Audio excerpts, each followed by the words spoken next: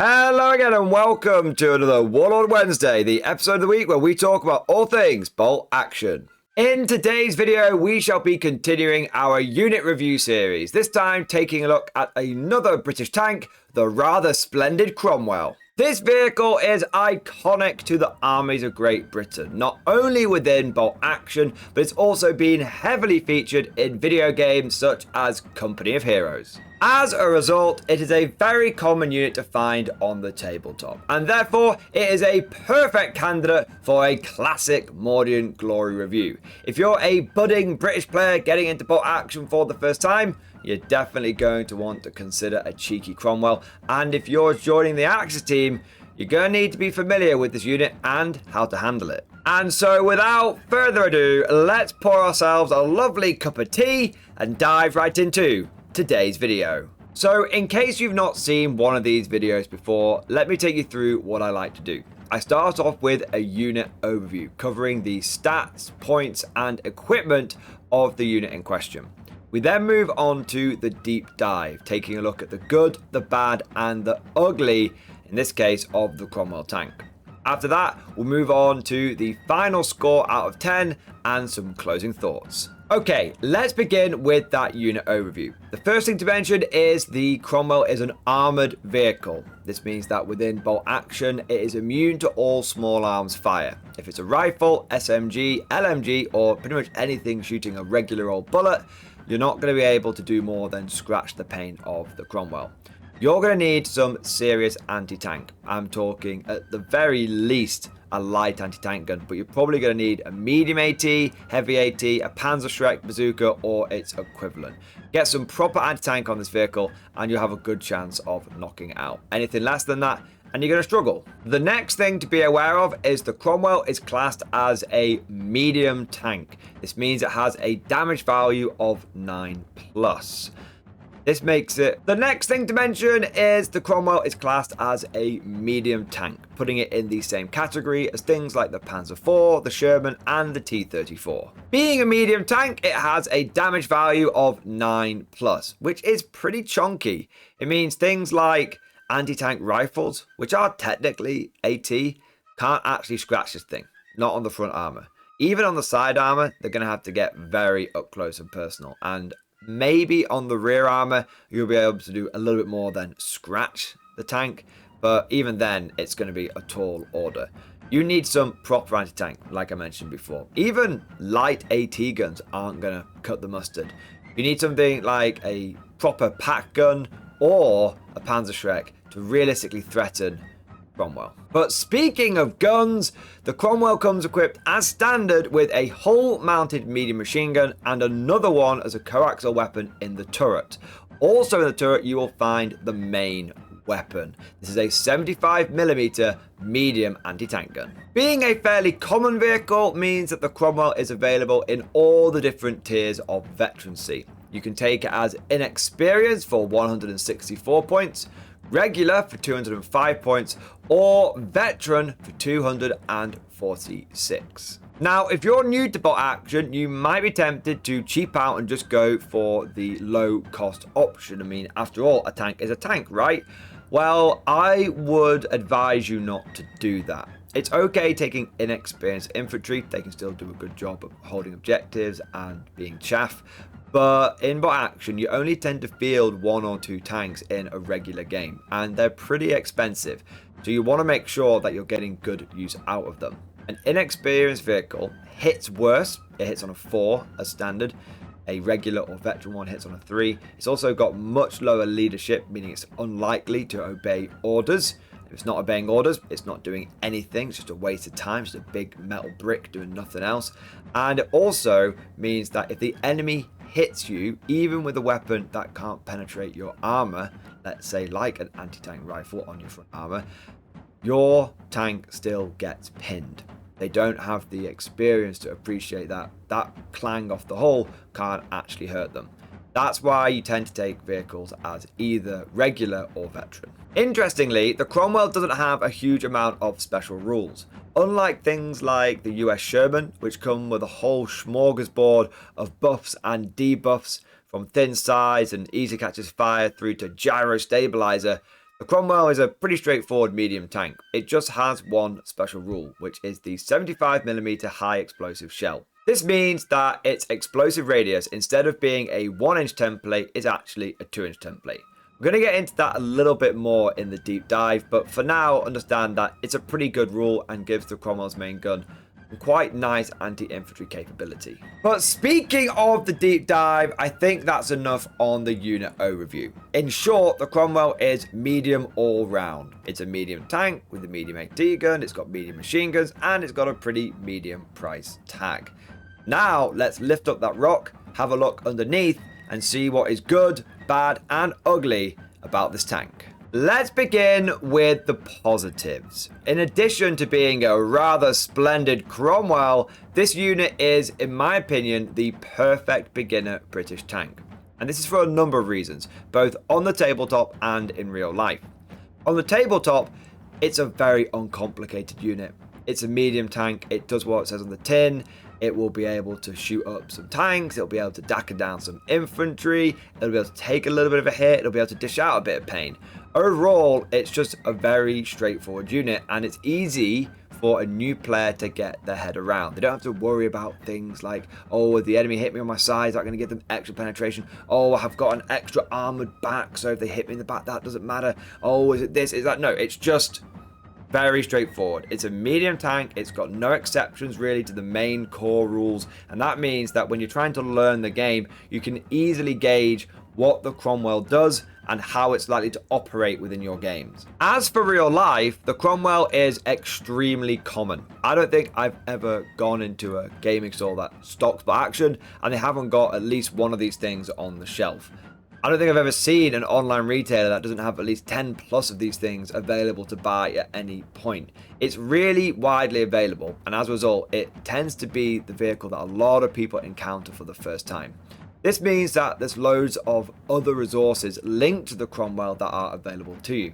For example, if you need help building or painting this thing, there are fleets, entire armadas of tutorial videos on how to build and paint your Cromwell tank. There's also loads of people talking about how to use it. I mean, hell, I'm making a tactics video about it for the exact reason that it is a really common unit and it's great for beginner British players. Lastly, it is a plastic kit. Warlord sells a whole bunch of different units, and unlike GW, who have made a lot of effort to move almost completely away from anything like metal and resin, Warlord still stocks a hell of a lot of those kind of units. And so you can buy tanks from Warlord games and not realize that what you're actually getting is a resin unit, which is a very different material. It's going to build differently. It's going to require some prep before you paint it, and you've got to wash it, or maybe even get your little toothbrush out in the soap bath. There's all sorts of things you can do. But the Cromwell is a straightforward, hard plastic kit. It's going to be very easy for you to build. You can put it together with some basic hobby materials like a box cutter and also some plastic glue, and it's just not going to be a problem. When it comes to painting it, you prime it, it's great. So it's a really, really good beginner unit because it's straightforward to use on the tabletop, it's easy to get your hands on, and it's very simple to build it, paint it, and start using it in your games. Another positive about the Cromwell is it's packing some heat. It's got some good dacker. Those two medium machine guns make it great at scything down inexperienced infantry, and it can also do some pretty good damage to regulars. And even if you do come across veterans, you've got enough dice that you can chuck at them that you're going to get some pins at the very least. Just a slight Mordian tangent here. If you remember from last week when we looked at the Matilda, that lacked that extra machine gun, and it really did hamper the unit. Whilst it might be kind of common on a lot of tanks to have two MMGs, you'll find that it's not all that common in a lot of the armored vehicles. Most armored cars, for example, are going to pack just a main gun and an MMG in the coax like the Matilda does. So it is an important factor to take into account when you are going for a medium tank such as the Cromwell. You do get those perks, you get those bonuses of having both the dacker from the machine guns, but also the punch from the medium AT. And let's move on to that big gun, the medium AT, the 75mm. It's a great weapon. I'm a big fan of medium AT guns in a lot of armies. I think they walk that fine line between cost and power, and you can use them to engage most armor targets in the game. The medium AT is going to have no issue absolutely demolishing things like trucks, universal carriers and their equivalent, German half-tracks, for example, light vehicles such as armored cars, even light tanks. The medium AT is just going to do a big number on them. And it's great for getting into those peer-to-peer engagements with other medium vehicles as well. You might even come across enemy units that are medium tanks with light AT guns, in which case you're going to have a great time with that big 75mm on the Cromwell. And if you encounter things like Japanese tanks, you will find that they might have a medium AT, but you've got a medium AT and medium armor, whereas they're rocking that light armor. So just having a medium AT gun paired with medium anti-tank just means that you'll always be able to hold your own in tank duels, and in many cases you'll be able to punch down on weaker armored vehicles. One thing to mention though, one little caveat, is when you start getting into the late war, you're going to come across things like Panzer IVs as the standard German tank, and it's probably going to be rocking a heavy anti-tank gun. You may even start coming across things like Tigers, which have got super heavy anti-tank guns and really thick armor. It's at that point that you may feel like your plucky little Cromwell is falling behind slightly. But don't despair. You've got to remember that the Germans are paying for that bigger gun. A Panzer IV is 30 points more than your Cromwell. So you're going to have extra points to spend in your list elsewhere. If you do start finding your Cromwell is outmatched, there's two ways you can play it. You can either be very aggressive and try and close the distance, meaning that the extra range from the heavy AT isn't as big a deal, and you can start getting your own gun into half range, giving you a little bit of a penetrative power boost. The other way to do it is you keep that enemy unit busy, especially if it's something like a Tiger, which is a huge point sink. You feed it a unit or two to keep it occupied, and you have your tank, instead of being engaged in tank-to-tank combat, it instead becomes a bit of a bully unit, going around and helping you secure a flank. And if you really want to wipe the self-satisfied smug smile off that German opponent's face, then remind him that your Cromwell has the 75mm high explosive special rule. This means that its template is 2 inches, not 1 inch big when you're shooting at enemy infantry units. This is huge. This is actually a really, really powerful rule, because it means, unlike other factions which have to pick between like a light howitzer tank and a anti-tank tank, your Cromwell does both. It can engage any kind of target and have a great time. In fact, I want to drill down on this a little bit more, because I don't think it can be overstated how useful this rule is and how much it separates the British tanks from their German counterparts. If you've got a Panzer III running around, medium AT gun, medium armor, it's good at dealing with enemy tanks like the Cromwell, punching down on light vehicles, and it's got machine guns to shred light and regular infantry. But the moment it comes across veterans, the best it can really hope for is a pin. It might kill one guy here and there, but veterans are annoyingly resistant to small arms fire. Cromwell doesn't have that problem. If a Cromwell comes across some veteran German Panzer Grenadiers behind a fence, it's just going to yeet a high explosive shell into them and just send them packing. However you slice it, the Cromwell is great bang for buck. It's a good value unit. You are paying 5 or 10 points more than other factions for a medium tank, but you are getting that high explosive shell, which is more than worth it. And when you start getting into the late war, you tend to find that you're actually still paying less than a lot of German players are for their equivalent unit over in the Panzer IV. However, there are a couple of small flies in the ointment. One of which being that whilst the Cromwell is very common and you see it in loads of collections, it is technically a late war only unit. It served in World War II between 1944 and 1945. Now, being realistic, most games about action, especially pickup games, do tend to be in the late war because people like to use all of their shiny toys. But if your gaming group is getting into a specific time period, or once you've all got the hang of action, you decide to specialize a little bit and maybe do some campaign days and stuff, the Cromwell might not be able to take part in certain things like North Africa and the fall of France. What I'm saying is, if you get a Cromwell, it is likely that you'll probably need a second tank that can be used in the early and mid-war as well. And one last problem with the Cromwell is, whilst it is a jack of all trades, it is a master of none. And this creates two less than ideal situations. Firstly, you may find that your opponent is spending the same amount of points as you on a vehicle, but it's just dedicated towards killing your armor. And your Cromwell suddenly feels very outclassed very quickly.